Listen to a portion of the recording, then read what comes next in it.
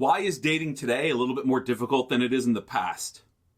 We're going to do a little bit of Dating 101. Please, if you take a minute, please like, subscribe, and comment. I really would appreciate that. So, as we know, obviously, because there's been the propagation of our species over time, men and women have been dating and getting married since the beginning of time. It's looked different depending on your culture, depending on the time frame. It's looked different, but in general, there's always been dating or some level of like a courtship. And obviously that's the first place to start. You got to get to know the person in some way, and then get married and have a family and kids. When I was growing up, I was very grateful. My parents, it's actually going to be 60 years this year that they've been married. And I've had aunts and uncles and cousins and extended family who've been married for a long time, been in long-term relationships. And that was what I remember growing up, is that this was kind of, the culture was a little bit different in that stable relationships, and it was just things that you kind of knew and picked up as you grew. You know, I don't ever remember necessarily being taught how to date, but I remember kind of paying attention and looking around me and learning and watching, and how does this work, and watching my sisters date and do these different things. So I think it was kind of part of the culture that we grew up with. And I think that's been lost here in a lot of ways. The reality is, too, families are a lot more broken than they were back when I was a kid. So the examples aren't exactly there anymore. Moms and dads are busier and focusing on other things at times, as opposed to teaching kids these things. That's not a judgment. That's just a reality sometimes. I think today dating can seem more like a minefield than it is building a relationship. So I think the first question before you start dating is, why do you want to date? Why do you want to have a relationship? Is it just to have fun with, hang with somebody of the opposite sex? This is kind of cool, and it's kind of almost maybe a status thing at times. I need somebody to complete me, all that. Okay, that might be an okay place to start, but are you looking for a long-term relationship? Are you looking for a husband, a wife that you can marry, have a family with, and grow old together? Because in some ways they are two different things. They have different perspectives on them. They have different ways they're being handled. And I even know I was grateful. I think I've mentioned this in other videos that when I was in high school, when I was dating different girls, I had in my head, would she make a good wife? Because being 16, 17, 18 years old, that's already where I was thinking, getting through the end of college and then getting married. So that was my perspective for a long time, that she might be fun, she might be pretty, but is she also going to be somebody who's going to be there for the long haul and be a good wife? So I think there's a few things I can share with you about how to handle dating. Some of it is the asking, some of it is the dating, and a little bit of the breaking up. If you're interested too, there's a great book by Jason Everett called The Dating Blueprint. I'll try to include a link. Dating Blueprint's a great book, and it will help you a lot to kind of get a picture of what to do going forward. But I think one of the first things, which is true about just about anything, is you need to prepare. You need to at least think it through. How are you going to ask out? I'm thinking from the guy perspective. How are you going to ask out? How are you going to do it? What's your plan?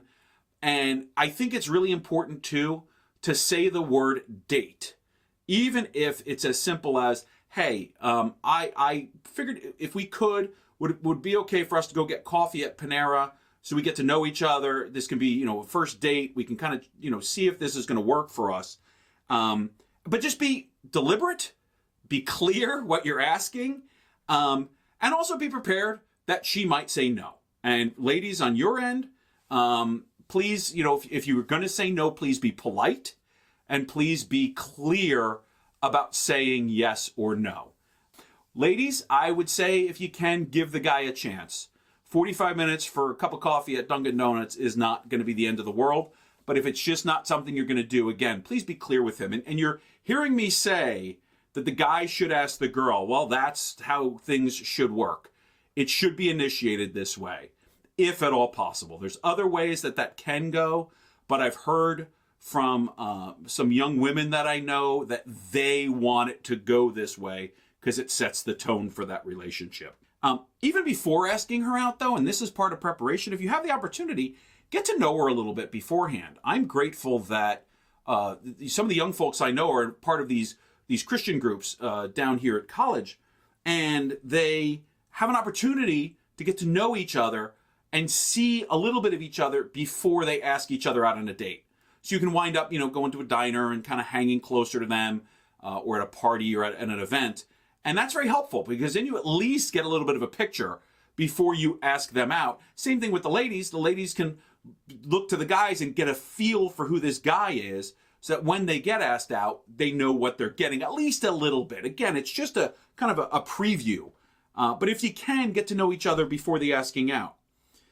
I think this is a big one, and I'm laughing because that fits me to a T. Don't overthink it. Guys, don't overthink it. Make a decision, decide you're going to do it, and go and do it. Don't start thinking 54 steps down the road, because I have heard it from guys that they start thinking all these things through and they talk themselves out of ever even asking her out. Ask her out. Don't overthink it. And the same thing with you ladies. When you get asked out, don't overthink what this means. Just, if you're saying yes to one date, you say yes to one date. That's all there has to be. But I think we all do a lot of overthinking and trying to overanalyze and figure, and it doesn't really help us in almost any way. Like I said, if you're going to do it, ask her out. Ask her out in person. Don't do it over text. Don't do it over email. Be clear and, say exactly what it is. And like I said, women, if you're responding, give a very clear response. Those are very, very important. Guys, be prepared for a no. It's okay. You might be disappointed, but no is an okay answer. I know there's been a lot of different things in my life where I've gotten to the point where I said I would rather know what the answer is than get the answer I want. So I'd rather get a clear no than something that's, I'm not sure, because then you don't know where you're at. So just expect a no, and a no is not a bad thing, because then at least you know where you're at, where you stand. Have a plan. Like I said, be prepared. Know what you're doing. Have a plan for what you're doing, and be on the ball for it. Do something. Again, first date could be very simple, but then if you're planning dates beyond that, have a plan. It's important that you're on the ball and not just, I don't know what we're going to do. This is a big one, and I'm thinking specifically from the guys, although women can struggle with this too, but be attentive. I laugh because I think there are a number of guys that are a little bit clueless. I can be one of them. Be attentive. Listen. Pay attention. Watch facial expressions and body language. And, not obsessively, because that's creepy, but pay attention. And kind of keep your eyes on her. Listen to what she's saying. Allow her time to talk. Within the date, I've also heard of date nightmares where either one or the other one talks the entire time and shows no interest in the other person and just talks. That can be, that can also be another thing. And if you have the opportunity, share a little bit about your life. As deep as you're comfortable going, share about your life and ask about the other person. So it should be, I've heard conversation, we're given tennis balls. So you take the ball, you throw it, the other person throws it back, and it's a back and forth. So have that. Talk a little bit, ask a question. Learn a little bit about them, ask a question. And it should be the kind of thing where you get to the end of the night and you go, wow, I learned a lot about that person. I'd like to do this again. Or, oh, I learned a lot and I don't think they're my type. And that's okay too. Relax, calm down. We all get very anxious about things. Just relax, take it one step at a time, breathe, and just do the next thing, which is go out on that date or that second date or that third date. And hopefully, if it all goes well, that first date will turn into a couple more dates and hopefully turn into dating, which is great because then you're spending that time together and you're dating. And I think what's cool about that is if you decide that you're dating, as time goes by, the guards start coming down a little bit where we are more vulnerable. We get to know each other well. And that's what it's supposed to be. If this is going to be a long-term relationship, the guards have to come down. We need to be able to be open with each other and share about each other and allow the other person in. And that can be scary. It is. It can be scary. Vulnerability is a scary thing because we're opening ourselves up. It's a little bit of a risk. We're letting our defenses down, but that's the way you really get to know somebody. And I think sometimes what happens in relationships, people keep the guards up. They seem like they're getting along, but they're not really being vulnerable. And we have to be vulnerable if we're serious and we want to take the risk with her or, her with him. And that's the way you really get to know each other. I think along the way, as you're dating, you have to ask a couple questions to see if this is worth continuing on. Are you actually having fun while you're with this person? If you're really not having fun, well, might be a time for a reassessment. Is this somebody who you really want to be with? Can you see yourself with them for the long term? Does this person draw out of you things to make you better? Are they making you a better person? And do you look forward to spending time with them? I think that's another one. If you're to that point where you go, I don't know, it doesn't mean you break up. You may need to have a deeper conversation to try to work through those things. I wouldn't say those are all reasons to break up, but maybe you need to pursue that a little bit, talk to the other person, dig in with them a little bit, give them an opportunity to respond, because maybe there's just some misperceptions or some fears or some things going on. And then as you date, and if this is heading towards marriage, you're going to have to talk about some of the big things: money, career, family, potentially religion, if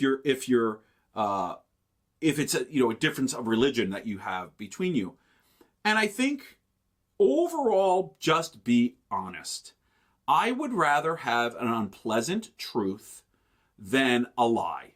I'd rather be told, if this is me, hey, this really isn't working out. I think you're a good guy. It's just not working out for me. I'm really sorry, but thanks for the time we've spent. I'd rather hear that than, oh, well, my brother's coming in and my mom is this. Just don't, just be clear, be honest, and say, this isn't working out, this is working out, and give it time. You have to give this thing time. Otherwise, you won't know overnight if this is going to work. If it's going to work, keep pushing for it, keep pursuing it. If it's not going to work, and you really realize it's not going to work, and you've given the other person an opportunity to comment, then it's okay. Be okay breaking it off and be clear about what it is that you're saying. I think in today's day and age, with some work, some preparation, and definitely a good amount of prayer, dating doesn't necessarily have to be this big, scary black hole that many people are dreading. And I hope that some of these tips helped you. If there's things you want to hear more of, or you want to ask me questions, make comments down below, I will respond to those. And please like, subscribe, share, and comment, and share this with just anybody you think would be beneficial.